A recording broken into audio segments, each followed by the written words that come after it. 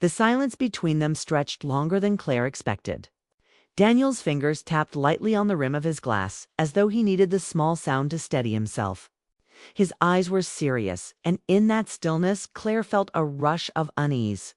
She had thought his words about her sadness, about his father, were heavy enough. But now she sensed that what he truly wanted to say ran even deeper. Finally, Daniel drew a breath, his voice quieter than before. "Mom," he said, "do you ever think about loving again?" The question hit her like a wave she hadn't seen coming. For a second, she thought she had misheard him. Her hands, resting on the counter, stiffened. Her chest rose, but the air seemed to stop halfway. "Loving again," she repeated, as though saying it aloud might soften its impact. Daniel nodded, his gaze never leaving her face. "Yeah, do you ever think about letting someone new into your life? Letting someone love you the way you deserve?" Claire's lips parted, but no words came.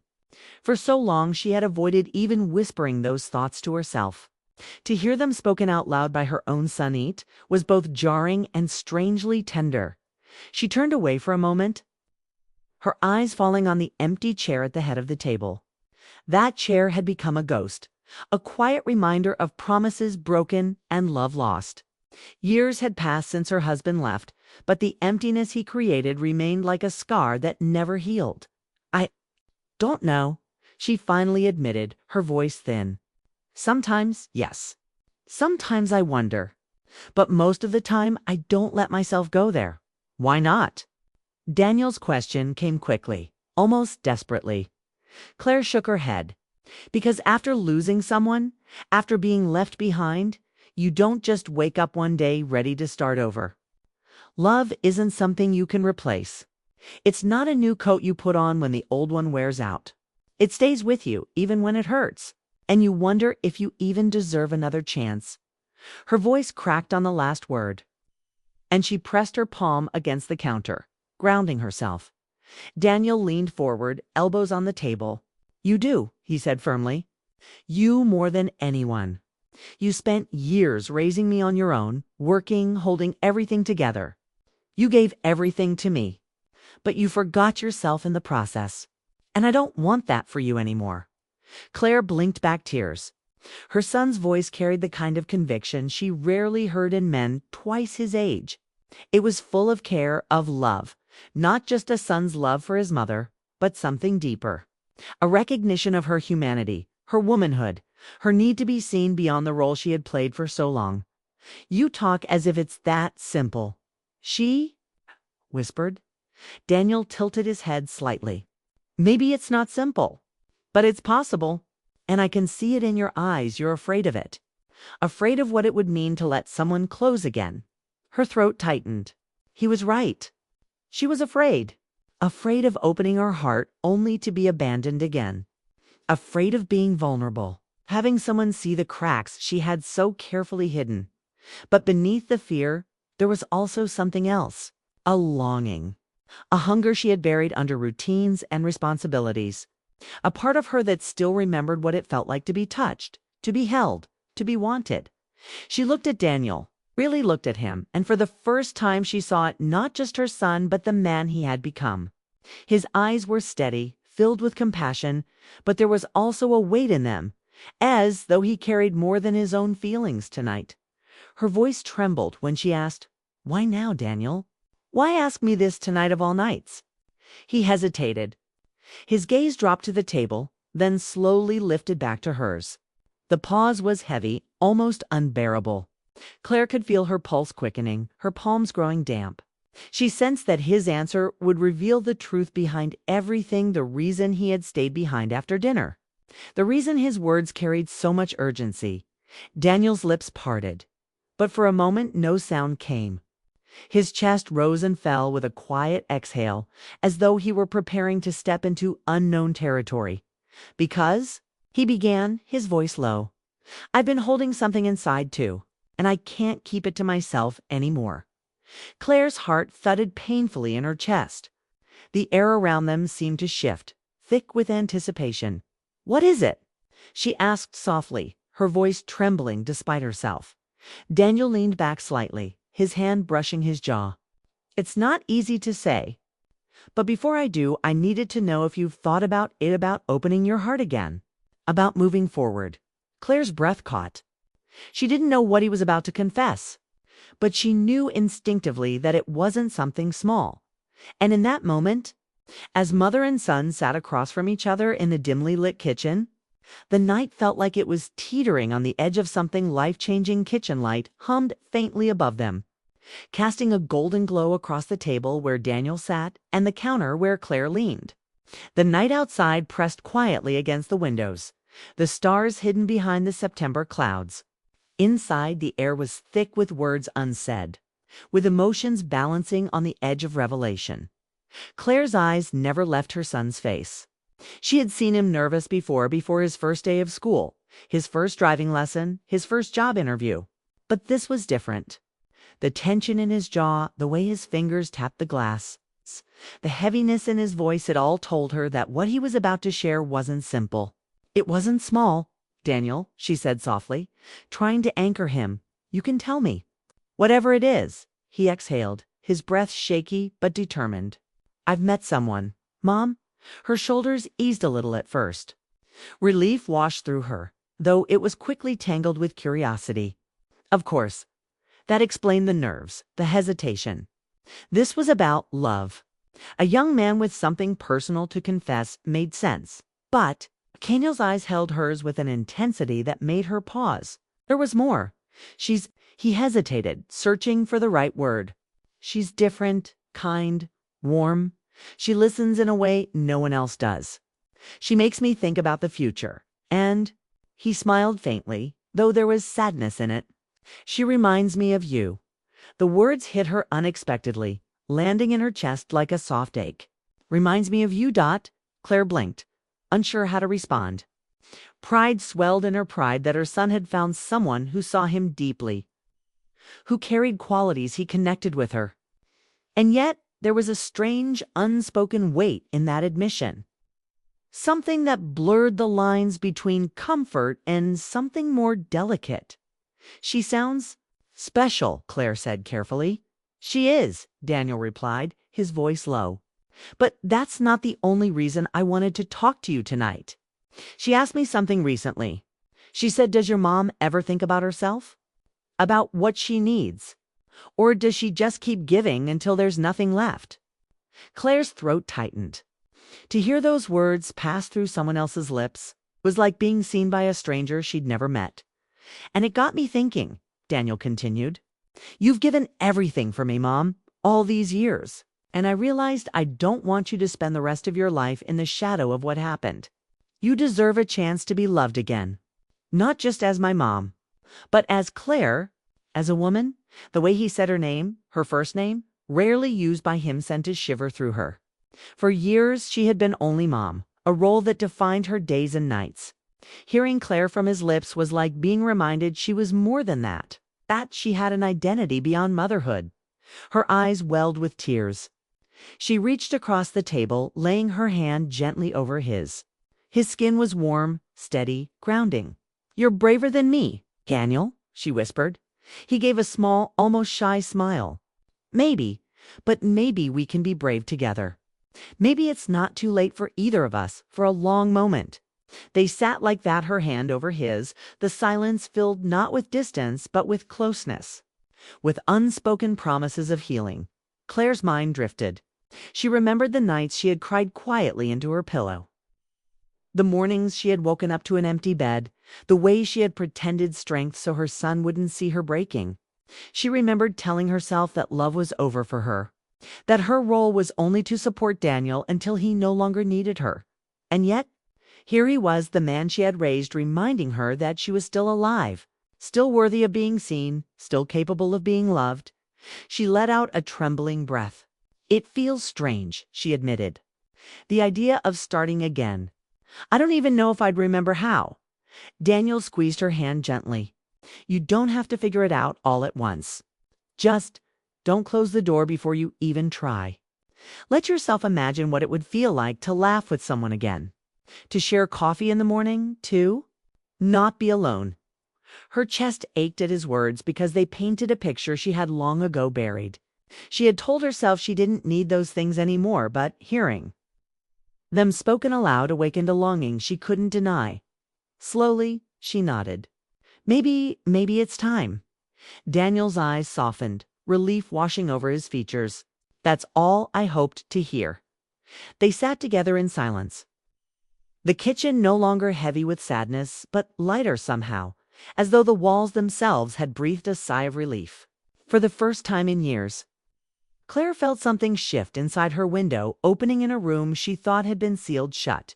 It wasn't just about her son asking something personal. It wasn't just about love lost or found. It was about the courage to believe again in herself, in the possibility of being wanted, in the chance that her story wasn't over. When Daniel finally stood, he leaned down and pressed a kiss to her forehead. Well, the evening had ended the way it usually did. Full plates, cheerful conversations, and the kind of laughter that filled every corner of the house. The dining table was now scattered with the remains of roasted chicken, mashed potatoes, and apple pie that had been enjoyed a little too quickly. Candles flickered low, their flames softening as if they too were growing tired. Outside, the September night in upstate New York was crisp. The kind of night where crickets sang and the chill slipped in through the cracks of old windows. Claire stood by the sink, rinsing plates under warm water.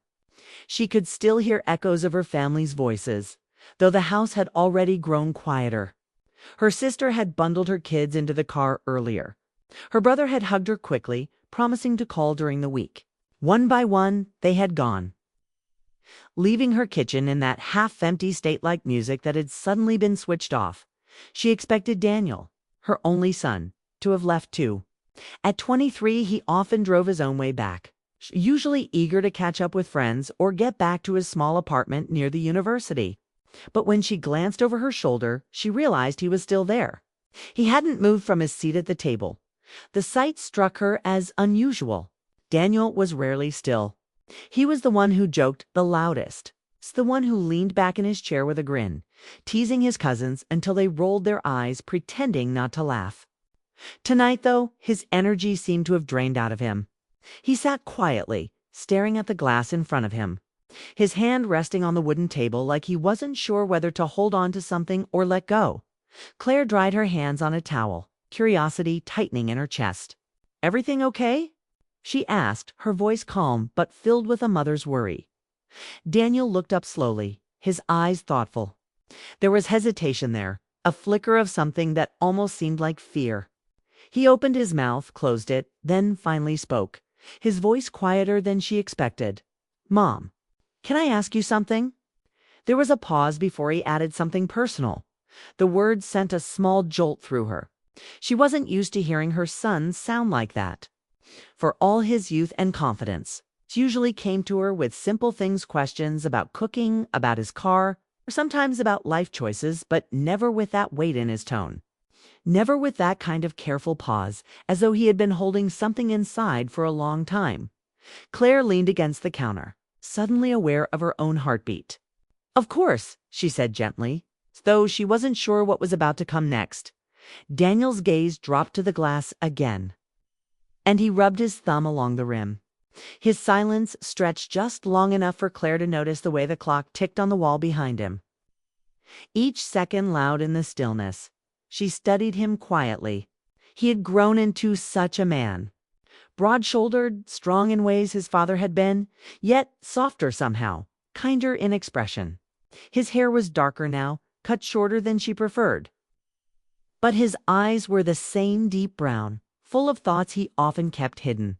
She wondered, not for the first time, how much of his world she truly knew.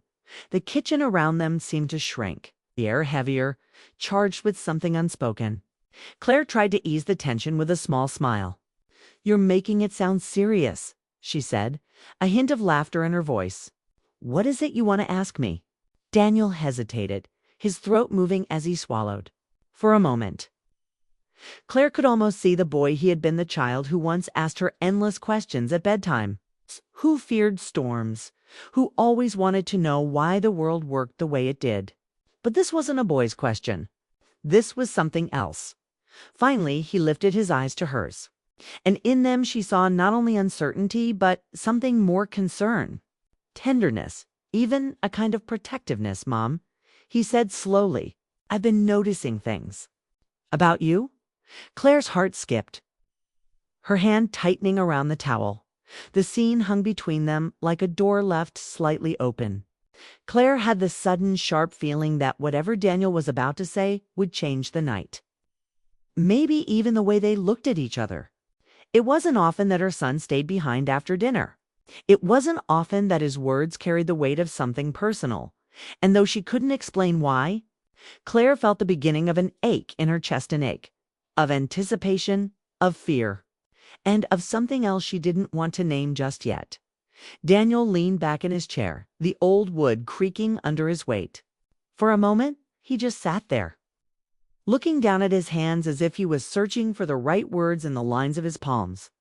Claire stood still, her fingers brushing the counter absent-mindedly, her heart drumming a little faster. When he finally spoke, his voice was steady but quiet. "I've been noticing things," he said carefully, like each word mattered. "About you." Claire blinked, caught off guard. "Me?" she asked, half smiling, half nervous. Daniel nodded, his eyes lifting to hers. "You've been different lately. Not in a bad way. Just quieter. Sometimes you seem far away, even when you're right here. And when you think no one's looking, I see it. Mom?" His voice softened. "I see the sadness." The towel slipped from Claire's fingers onto the counter. She turned slightly, leaning against the edge of the sink. For years, she had thought she was doing a good job hiding it, masking her loneliness behind her routines, her chores, her smiles. She had learned to keep busy, to keep the silence at bay. "I didn't think anyone noticed," she whispered. Daniel gave a small, sad laugh.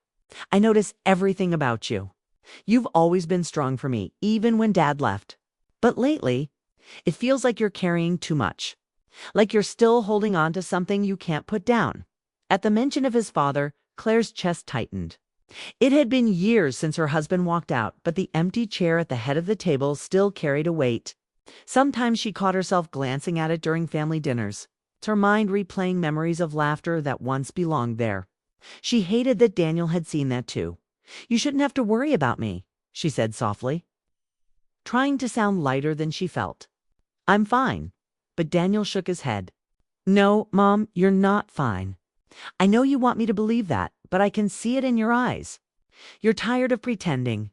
And I just—" He trailed off, his jaw tightening as though he was trying to hold something back. Claire studied him.